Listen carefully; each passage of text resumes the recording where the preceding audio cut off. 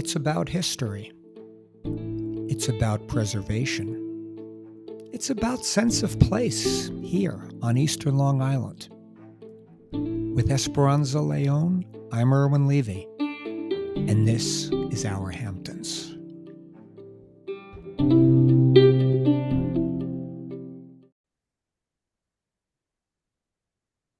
Esperanza. Irwin, hello. Good morning. And yes, Thought I'd sing today. Yeah, a little bit of a sing song. Esperanza, well, granted, most of our episodes tend to be you and I in our usual banter that's been going on. I want to say it's 20 years, even though it feels longer. We have a great guest for today Hey, Esperanza, is he in the green room as if we're the Colbert Show, or is he really, you know? Yeah, right. Yeah, We're getting fancy. We're getting fancy. Our Hamptons audience, to be honest with you, Esperanza and I are in our respective homes, and so is our special guest. There's no green room here, but without further ado, we are fully attired. I think anyway. Mike, I can't. I can't attest for everyone. And I just introduced him inadvertently. Exactly. So let us bring to the Our Hamptons audience and a big welcome to Esperanza. I'm going to let you talk, or we'll let him talk about his background also, because he's a well-known player on Eastern Long Island for a long time. And that person is Mike Solomon. Welcome, Mike. Good morning. Thank you. What a pleasure it is to be on this amazing podcast. You guys have done some amazing stuff. I'm so impressed with it. Thank you. Esperanza, Mike did some binge listening yesterday, he told us. I love that. I love it when people binge listen, do their homework. Exactly. Now, I'm going to let Mike really get into, Mike is a renowned artist in his own right and comes from a very obviously artistic family. So, Mike, to get a brief personal background, were you actually born on Eastern Long Island? Did you attend school out here? Tell us a little bit about yourself and the Our Hamptons audience. No, I was born in Sarasota, Florida. My parents wound up in Florida after World War II because my father had frostbite from the Battle of the Bulge and couldn't really go north. It was too uncomfortable to be in the cold. And so, but by the mid, they got there in 46. They moved to Sarasota in 46. But through David Budd, who was a protege of Syd and another artist that spent time on the East End, he learned that all the artists from New York hung out in the Hamptons in the summer. So in 55, my parents came up by themselves without, I wasn't there yet, but without my sister. And hung out for a few weeks. The Budds were renting the de Havilland house and in Georgica, and they met. My parents met through all that, Osorio and Pollock and de Kooning and the Brookses and a whole bunch of people. And then they decided that's what they would do. That they would spend, I think it was spend summers or maybe a little bit more time in the Hamptons. And so in 59, we came up and rented the gatehouse at the Creeks in Osorio's property. Oh. I was just turning 3. And there was a barn studio there that Clifford Still had worked in and Grace Hardigan had worked in. And so my dad had a studio, and Alfonso was incredibly generous to everyone and to us. And that's kind of the way in which my life in the Hamptons started, was by living at the Creeks first. Wow. And then my parents extended their lifestyle so that we lived 5.5 months in the Hamptons and the rest of the time in Florida. So I would start school in the Hamptons and then get pulled out in November so that my parents could come to Florida and vote. Oh, and it went on like that almost all the way through. So it was a strange way to grow up. Esperanza. Honestly, now, yes. I have to ask you something. Maybe we should stop this podcast now, because how are we going to top this, that this guy at 3 years old was living in the gatehouse at the Creeks, okay? At the Creeks, I know. And I just wanted to be sure that we actually properly introduced your parents also, Mike, because I'm not sure we really said who they were. Syd and Annie Solomon, Syd and Annie, as they're known to everybody.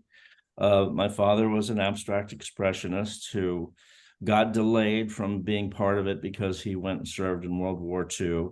He was a camouflage expert, did aerial camouflage, and it had a lot to do with the development of his techniques later on in painting. And my mother was just a lady that was such a social connector. It was unbelievable. It was really her. Well, both of them, they both had a lot of charisma. They both really knew how to make things happen. They were very proactive in their lives. And so in both East Hampton and Sarasota, our house was really the epicenter of culture. I mean, there were parties 2 or 3 nights a week, all the time. I mean, I didn't grow up in a normal way at all. The thing that was interesting was that Alfonso's house and his energies were the center of the community in the 50s and through Cigna.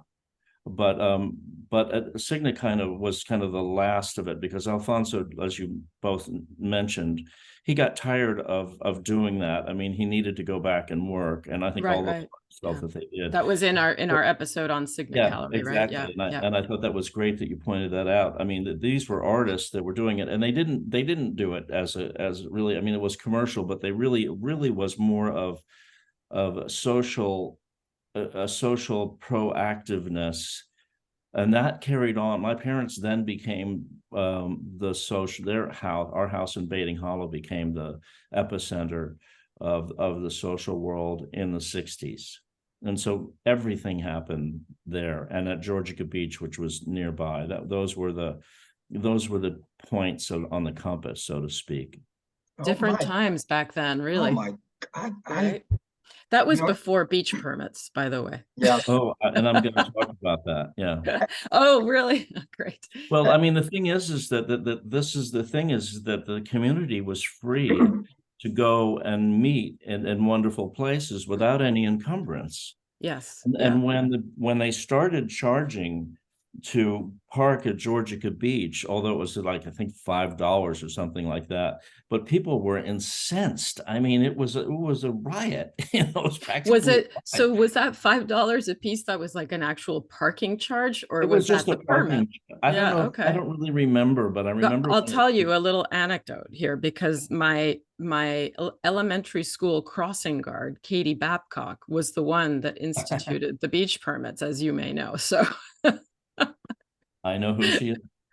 So if anyone were incensed, we could blame it on her. No, the artists from the Springs were so mad that they decided to start their own beach picnics at Louse Point, because fuck that, we keep it clean on our Hamptons. I know. It was like bad that they were mad at the town for instituting it, and it really changed the social milieu, along with a bunch of other things. They all kind of conspired to happen at the same time. Yeah. Wow. Yeah. Esperanza, it reminds me of when we were talking about the episode of being a fly on the wall, at Bobby Van's, when Capote and Peter Matheson are, having drinks together. But imagine being a fly on a wall at these parties. Now, these parties happened when Mike was really a young boy, 8, 9, 10, however old he was, I guess. And Mike and I, full disclosure, are more or less in the same age neighborhood, Esperanza. So I can tell you, I remember things as a 10-year-old boy. I could reel off baseball statistics, and I can't tell you what I did yesterday. So as a 10-year-old boy, those memories are probably really in your head. Mike, maybe you have an anecdote or two about those parties, whether it's at the Creeks, whether it was at your folks' house in Baiting Hollow with this group of artists. I mean, the Esperanza, the creative energy and brain power in this room. But that Mike might have said it was not a usual way to grow up, perhaps, but man, there had to be some absorption. I was just going to say, like, through your pores, just completely, Mike. Yeah. I mean, it was an amazing lifestyle. And I can't. It's one or two anecdotes and they're like hundreds. So, but it just was. I think the thing that's important for people to understand was that this community was, because there were so many brilliant people in it, not just artists, not just painters, but writers, playwrights, musicians. I mean, it was a magnet for everybody. And if every day at 1:00, everyone met at Georgica Beach. Oh. Even the Southampton people would come. There was sort of a group in Southampton, which was, based around, well, Larry Rivers lived there, and Fairfield Porter, and those people who were sort of really important to that community. It was a little bit of a different community. I think it was a little bit more gay, but it wasn't at the time. That wasn't it wasn't a thing really. So I think half the time they came to Georgica, or some people would come to Georgica. All of Springs, all of every other artist in the area would all wind up there at 1 or 2 in the afternoon and stay till about 5. And then there might be a party. Somebody might plan a party or make a dinner somewhere, and so they would all go to the next venue. It just was an endless thing, because most people, a lot of those people. And it's interesting to note that most of these people were not young people. There weren't young artists then like there are now. There were a few young artists, but most of these people were in their 40s or 50s. The World War II had done something, at least in my world, to delay people from becoming artists or becoming full-fledged artists. But most of these people were, whether they served in the war or not, were older people. There were families, there were things like that. So, it was, if you had dropped a bomb on Georgica Beach, you would have wiped out culture in America. I mean, it was, I'm serious. And I remember that there was a chess game every day between Ray Parker and Paul Georges. Paul Georges is not a very well-known person in the East End, but he did spend quite a bit of time there. And he was the only artist in that era that vehemently painted figurative art and narrative figurative art. And yet everybody, was okay with it. And Ray Parker was a very kind of minimalist artist for that time. He was sort of in that wave that was with Jack Youngerman and people like that really pared down kind of what they did. So you had these two people of incredibly different aesthetics playing a chess game every day at Georgica. And that to me was like, this is what this is about.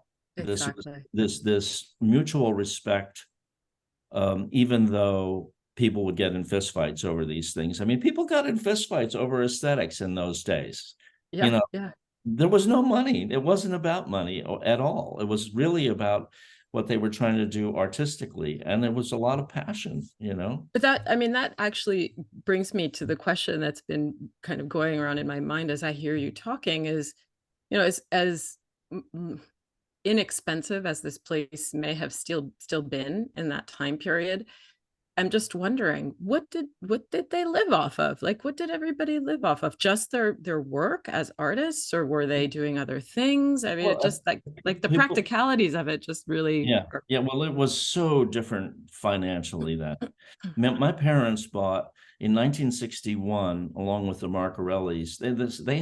They had shared a house, renting a house. It was Pat Struck's house behind the farmers market there. That was a duplex, and they shared it. It was a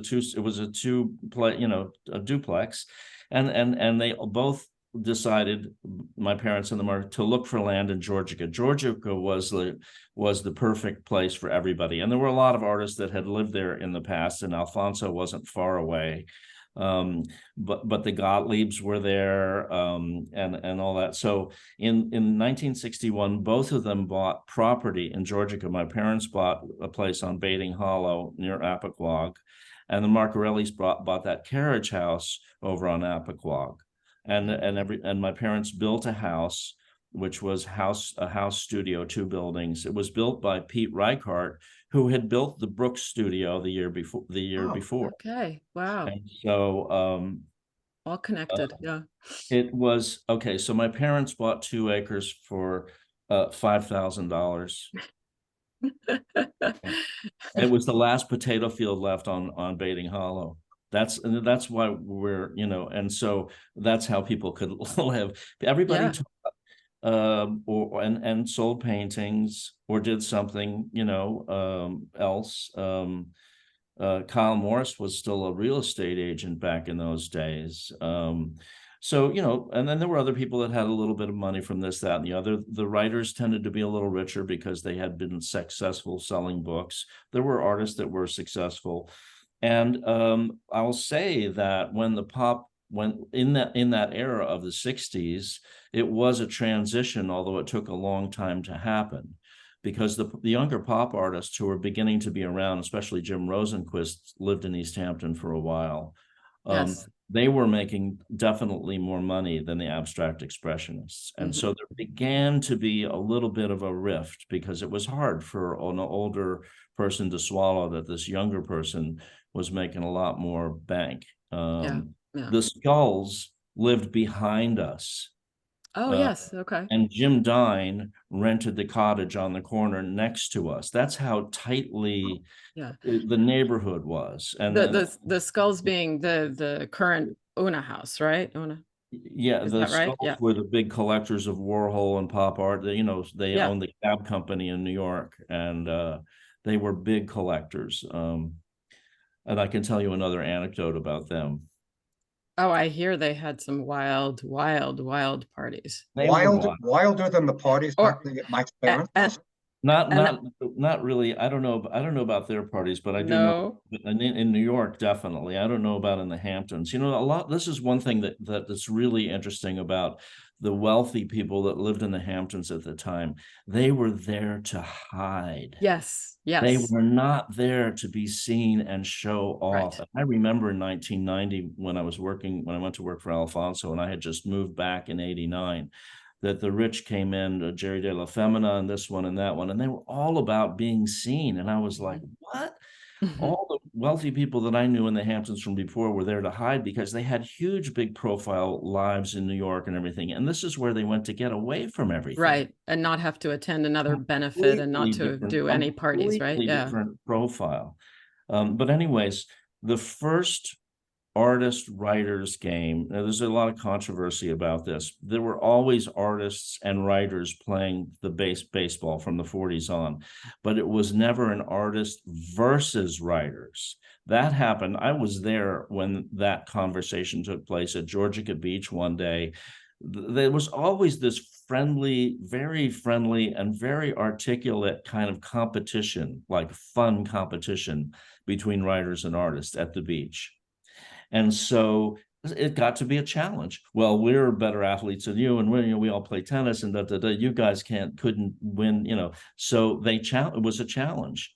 And so my parents, who were always going to host whatever was happening, said, okay, we'll have a ball game at our house. Yeah.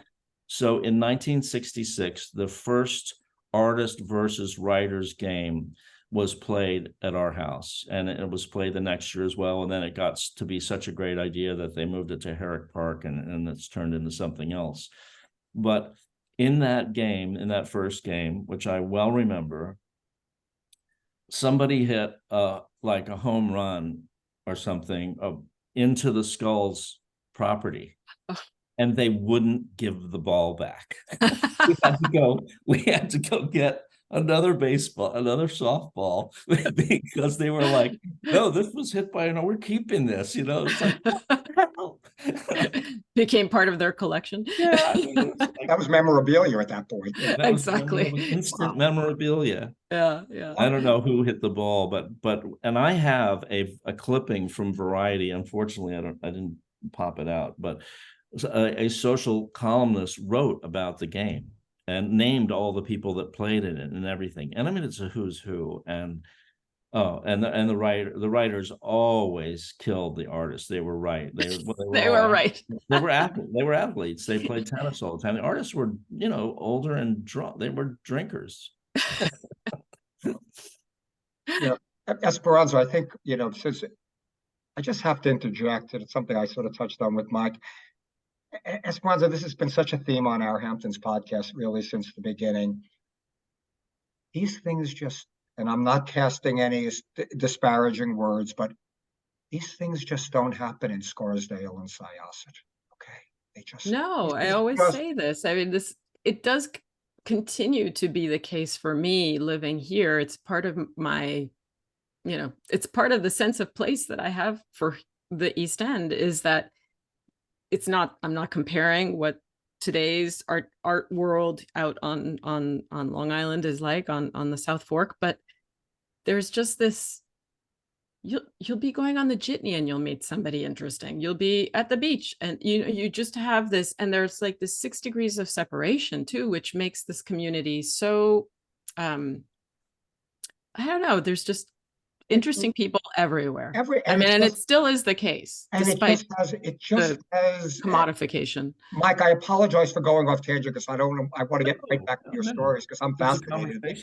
It's just, this place has such an it factor, and but we've never been able to put our finger on and it's an intangible to a large extent. We understand the physical beauty, we get all of that, but there's just something more. And Mike, for us, if you've listened to our episodes, this era, first of all, that you're talking about, the 60s, 70s, it fascinates us on so many levels because it's relatable. Even though I was born during this time, Esperanza maybe not, but but relatable still to me. Relate to it. Yeah. It's not. We're not talking about the 1900s or the 1800s. Your formative years of coming of age in this place, and it was super interesting, the splitting the time, which you got to tell us about, between Sarasota and Eastern Long Island is a fascinating thing. I mean, I'm picturing little Mike going to John Marshall. Where did you go? Yeah, John Marshall. I went to every public and every private school in both towns. Right. I went to 12 schools I went to 10 schools in 12 years, trying to adjust. Oh my gosh. It was difficult socially. It was much more difficult academically because there were different books and different courses. Right. The schools in Florida were, basically taught by retired Army personnel. It was awful. There was more outward racism in Florida, which was an issue for a Jewish person and the son and daughter of a famous Jewish artist. That was hard to take sometimes when in the local thing. The Bonnet kids were great. I mean, they were very, I didn't have much problem in public school in East Hampton. But and I went to Hampton Day School in the drug year. Lucky you.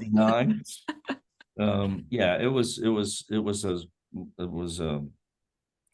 something else entirely. And take us back to that time, Mike, because again, we are, again, this is we're talking 1960s, whatever, 10, 12, 15 into your early teen years. What was living in East Hampton, Long Island, particularly in the off season, right. Again, 50 years ago, not ancient history, but 50 years ago, nonetheless. Yeah, no. Well, I was, entirely Georgica centric in terms of the beach because I was a surfer, and near Georgica, just down Lily Pond, kind of where it ends, across from Grey Gardens, was a big property that was owned by my best friends, the Mahoney family. Mm-hmm. Barbara Mahoney was a well-known woman, and she had 4 children. The father of that family was a well-known lawyer in New York who died of alcoholism, I think, and the boys had all been gone to Dalton, and then they just all moved out to the Hamptons permanently at some point after he died, and they lived there. But he had bought that property in 1955. Before that, it was the Georgia Beach Inn, and it had been there since the turn of the century. The back property was a barn and a cottage that was where they had horses and stuff, because it was back in the early part of the century. And in the 60s, the Mahonies would rent the big house out to people and live back in the back, or they would reverse it and they'd live in the big house and rent the back out. And so in the 60s, the sculptor Bill King, when he was married to his wife Shirley, lived in the barn and produced a lot of great sculpture there then. And they were great friends of ours. We used to play croquet out on the big field that was there. And then Willard and Marjorie White, who were artists from New York, rented it, and their two sons, Sean and Steve. Stevie White's a very well-known surfer in Long Island and around the world. He's kind of the guru of surfers and pretty much my best friend from those times. So I was always going there. I could ride my bike there. I left my surfboard there in the barn. I'd get with these guys. We'd go surfing at Georgia Jetties. And from that, you know, and then that was the center of the world for me all the way through my teens and everything. Yeah.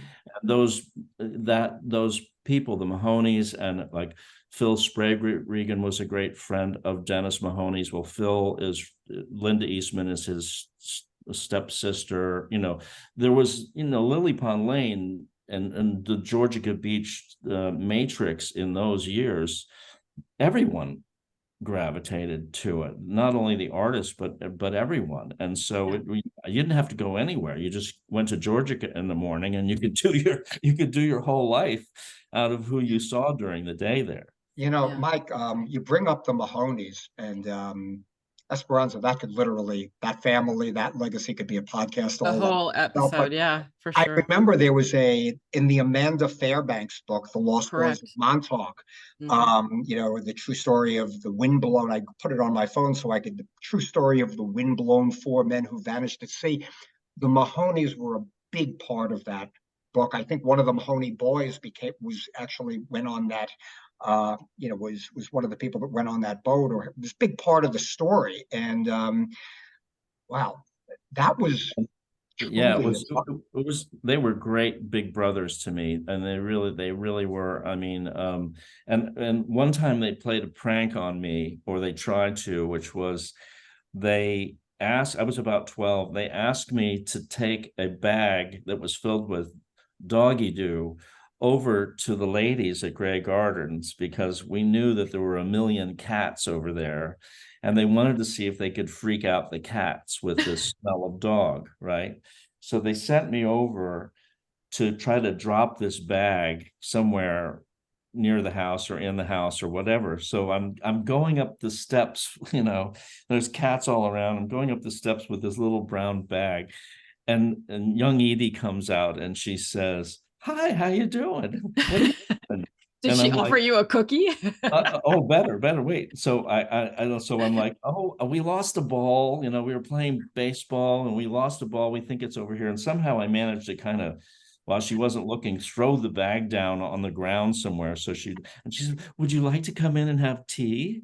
And I'm like, "Sure." So I go in, and then old Edie's in there, and the place, there were open cabinets. There were no doors on the cabinets. And in the spaces were just nothing but cats. And the place smelled like cigarettes and gin. That's pretty much all that was there. And except for some, you know, we had, you know, tea, just regular old, or, you know, black tea, and some saltines or something like that. And I sat at the breakfast table with the two of them and had a little chat. My gosh. They knew who my parents were. You know, they knew there was enough that we had in common that we could have this conversation. I had this conversation with them for about 15 or 20 minutes. and then I left, and I got back, and the guys were like, "You were gone a long time. What happened? What happened?" Right. Oh, it was so funny. Incredible. These By the way, Mike, what are you doing for the rest of the day? Because I'm telling you, I could listen to these stories for the next 10 or 12 hours. I mean, I I, know, it's I, true. I'm writing It's a true. memoir. I started one back when I was younger, and then one day I thought to myself, my life is going by and I'm still young, and what the hell am I doing writing about all these people who are gone?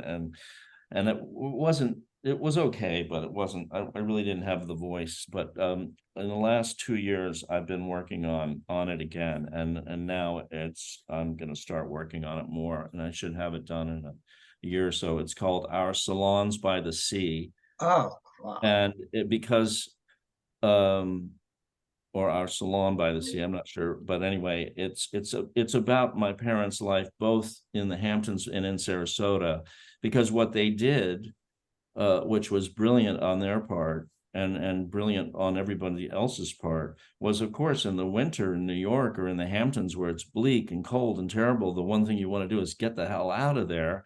And my parents provided the place to go. All the artists came to Sarasota. They would get them a show at the Ringling Museum. They would teach at New College. And so Phil Guston came he was coming from about 61 on.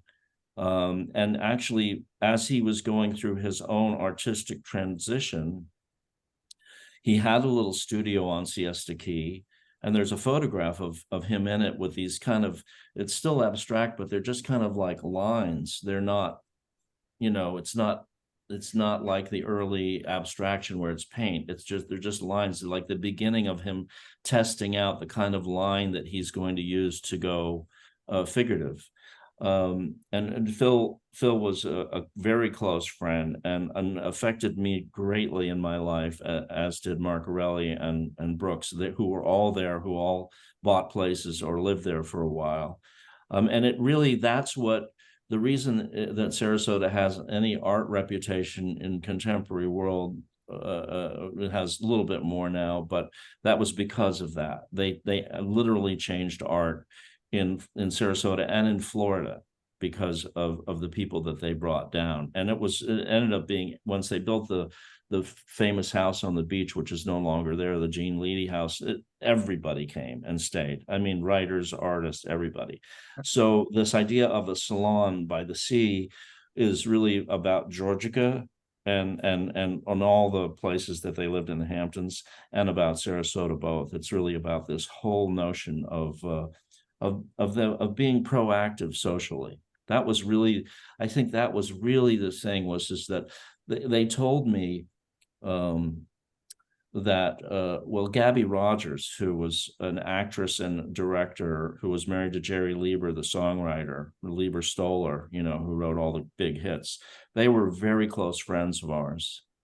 And in the 60s, I went to interview Gabby once about what they had done there, because they did all these plays and performances and things like that at our house and in other places. And I said to Gabby, how did it start? She said, we just got bored of cocktail parties. Everybody had cocktail parties. And she said, I could not drink another gin martini and sit there and talk about nothing. And that shows sort of a demographic between perhaps the old guard in East Hampton and maybe even it splits maybe a little bit in terms of ethnic background, but I think it's basically a change. And so Gabby and my dad decided to start doing these artist plays and performances and stuff like that. And so from 65 through 69, every summer was really devoted to doing these kinds of things. And it was incredible what they did. And where was that? Like, where did they do them? The first one was a play by Frank O'Hara called Try, Try. And it starred Syd and Larry Rivers and Shirley King. And it was about a guy that had been off to war, which was played by my dad, and this woman that had an affair with this other guy, jazz musician. It was like they were built for it. And Frank apparently loved the play a lot, that he liked it better than the production that had been done in New York a year or so before that. That was done on Meeting House Lane there was an actor from Hollywood, I can't remember the guy's name right now, who owned the house. Yeah, it was Peter. if it's who I'm thinking of, he was on Everybody Loves Raymond. He lived on Meeting House Lane. If it's that person. No, no, no, no. Oh, this was a little too soon. Hal Holbrook Oh, or somebody like that. I can't remember. No, it wasn't that guy. I know who you're talking about. Well, no, it was somebody else. Anyways, they did it there, and I remember watching them doing rehearsals at our house. We have photographs of it, and it'll be a big part of the book about that. And then there was a play that was done, a Kenneth Koch performance play that was done at the Jewish Museum with a tingly machine as one of the characters of the play. And all kinds of people were in this thing. I mean, it was like a who's who, Joseph Brainer and Syd, I mean, Kiki Kugelneck, and I mean, what's her name? The Swiss artist, Esperanza, God, woman artist. Yeah, Swiss. with woman artist, Nikki de Nikki de Saint-Phal. Saint-Phal. I mean, there were just tons of people in this thing. And there was a review that said that the machine was the best actor in the Mike, thing. we have to, and unfortunately, we really should start to wrap up. So, by the way, Esperanza, Mike did his own segue here, sort of bringing us into present day. And I would like to close with this. First of all, the memoir I'm all in with. That book sounds completely fascinating because it touches on so many of the elements we love. Is there a end date for this, Mike? I mean, is it in progress? Like, when do you foresee this actually coming to fruition? I'm writing. I'm hoping that by the end, by 25, I'll have the all of it done. It's not going to be a huge big book of covering everything. I mean, that's impossible, and I don't need to. But it probably take me another year to get it done. Yeah, and I mean, this is on top of your artistic career as a visual artist, which you are, and you just had a show in New York. Yeah, Barry Campbell. And Barry Campbell. Up as we're recording, it's on view now. Yeah, I mean, I think the sea has definitely informed your work. I mean, if you have anything just briefly to say about that, I mean, this is part of your life. And also, Mike, if there's any, remember that we're going to, Esperanza, full disclosure, we're very honest with our audience in our Hamptons. Well, this is being recorded in the fall. This episode probably won't air till early 2024. If there's anything you want to close with, Mike, in terms of what may be going on in the beginning of what's to come, our audience, now would be an opportunity. Well, I'm just working away in all these fronts. I'm finishing an over 10-year project of organizing all my parents' archives, which is going to go to a prominent museum, in which most of this material and background material is in. There's 170 linear feet of documents, and there's 2,500 photographs, and so it's sort of like this. These stories are in it. So I'm hoping to finish that. That'll be kind of like the biggest and last task that I do in terms of legacies for other people, I think, and then the memoir. And then I'm just hoping to have a little bit of life of my own. You can get crushed by this stuff. I decided long ago that either I ran from it or I had to deal with it. So I just decided to deal with it because there's too much value in terms of their lifestyles. It's really important for this. I'd like to close with this, that it's very important for people to understand that this lifestyle is not just one that you could apply to artists, that it's actually a kind of community-based, community-building type of lifestyle that we all desperately need.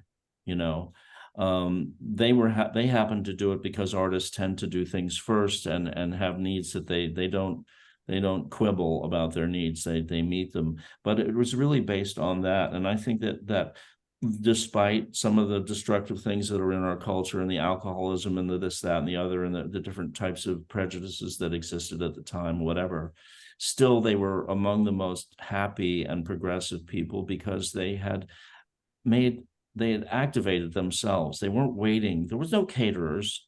They did their own cooking, and in every way, not just with food, but in every way. And I think that we all need that, and Yeah, that's it's like why living life with a purpose, right? I mean, that's really, really truly why purpose. I want to write the memoir more than anything, is to sort of show how life can be led, whatever your life is about, whatever. What doesn't have to be in the quote creative fields. I like Just it. yeah. Mike Yeah. Solomon, Mike, thank you thank so much you. Yeah, for yeah. joining us. Thank This you. is It's a pleasure. this was a privilege to have you on our Hamptons podcast, and I think our audience is just going to eat this episode up alive, Esperanza. Yeah, yeah, Mike, for sure, because thank you we so did. much. Thank you both very much. I really appreciate it. And Esperanza, as always, a pleasure. Likewise, Irwin. Thanks, Mike. Love seeing Bye. you. Thank you. Bye.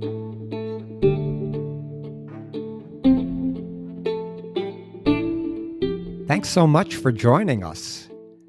New episodes of Our Hamptons are released every other Tuesday. Find them wherever you get your podcasts.